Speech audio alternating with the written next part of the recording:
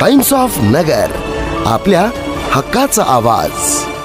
शहरात जातीयवादाचे वारे तुफान वाहत आहेत। कधी दर्गा पाडणे तर कधी पैगंबराचे अवमान करत एका विशिष्ट समाजाच्या भावना दुखावणे या घटना शहरात सातत्यानं घडत आहेत। या घटनांच्या निषेधार्थ अनेकदा पोलीस अधीक्षक कार्यालयावर मोर्चे देखील धडकलेत, मात्र शहरात वातावरण शांत ठेवण्यात प्रशासनाचं कोणतेही ठोस नियोजन नसल्याचं एकंदरीत दिसून येत आहे। असाच एक अनुचित प्रकार बारातोटी कारंजा इथे घडलाय। काही टवाळखोरांनी बारातोटी कारंजा इथे रस्त्यावर आय लव्ह मोहम्मद असा उल्लेख करत रांगोळी काढून मुस्लिम समाजाबद्दल आक्षेपार्ह मजकूर वापरल्याचा आरोप मुस्लिम समाजाकडून करण्यात आलाय।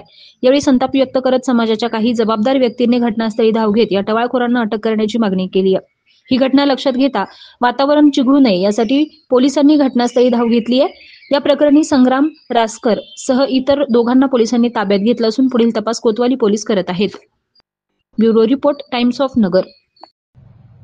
आज आपल्या नगर शहरात काही जातीयवादी समाजकंटकांनी आमच्या मुस्लिम धर्माचे प्रेषित पैगंबर मोहम्मद पैगंबर यांच्याबद्दल आक्षेपार्ह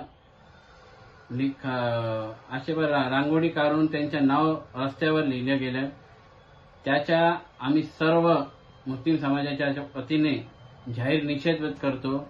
या समाजकंटकांना कडक कारवाई करायला पाहिजे अशी माझी प्रशासनाला नम्र विनंती आहे। आता कोतवाली पोलीस स्टेशन हद्दीमध्ये त्या समाजकंटकावर गुन्हा दाखल झाला आहे। मी प्रशासनाला विनंती करतो की अशा समाजकंटकावर एकदम कडक पावले उचलून त्याच्यावर कारवाई करायला पाहिजे। दुसरी अशी आहे, मी येणाऱ्या काळात आपल्या नगर शहरात खूप प्रमाणे सण उत्सव साजरा होणार आहे, तर पोलिसांनी यावर लक्ष केंद्रित करून या अशा लोकांना कडक अंमलबजावणी करून त्यांच्यावर कारवाई करायला पाहिजे। तसंच सर्व नगरकरांना मी आवाहन करतो की आपण इस्लाम धर्माचे आहे। आमच्या पैगंबर साहेबांनी एक शांतीचा संदेश दिलेला आहे, तर मी सर्वांना विनंती करतो कि अपन शहरात शांतता ठेवावी। धन्यवाद।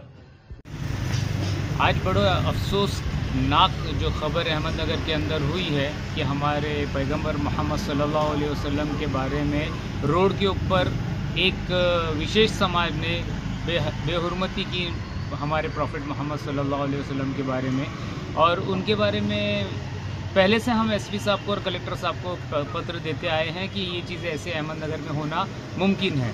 पूरे देश के अंदर आई लव मोहम्मद के ऊपर ये सारी चीज़ें चल रही है, इसकी दक्षता पुलिस ने लेनी चाहिए थी और पुलिस ने कार्रवाई भी की। हम उनका शुक्रिया भी अदा करते हैं और उनके ऊपर हमारे को पूरा भरोसा भी है। और मैं आपके माध्यम से सबसे पहले तो ये जो मामला घड़ा है इसका निषेध करता हूँ कि ये समाजकंटक लोगों के ऊपर पुलिस ऐसा कड़क शासन करे कि इसके बाद कोई जुर्रत ना करे। हिंदुस्तान के अंदर ऐसा शासन अहमदनगर पुलिस ने करना चाहिए। दूसरा, आपके माध्यम से ये कहना चाहता हूँ कि हमारा शहर ये अमनपुर शहर है, सूफी संत का शहर है, तो यहाँ पर कायदा सुव्यवस्था पुलिस बनाए रख रही है और आप लोग शांतता के मार्ग से हिंदुस्तान के कवानीन के हिसाब से और संविधान के हिसाब से हमारा आंदोलन जारी रखेंगे जब तक हमारे को इस चीज़ के अंदर ये नहीं मिलता, इंसाफ नहीं मिलता। और आपके माध्यम से कहना चाहता हूँ और मैं अपील करता हूँ कि अहमदनगर शहर शांततापूर्ण शहर है, इसके अंदर शांतता बनाए रखिए।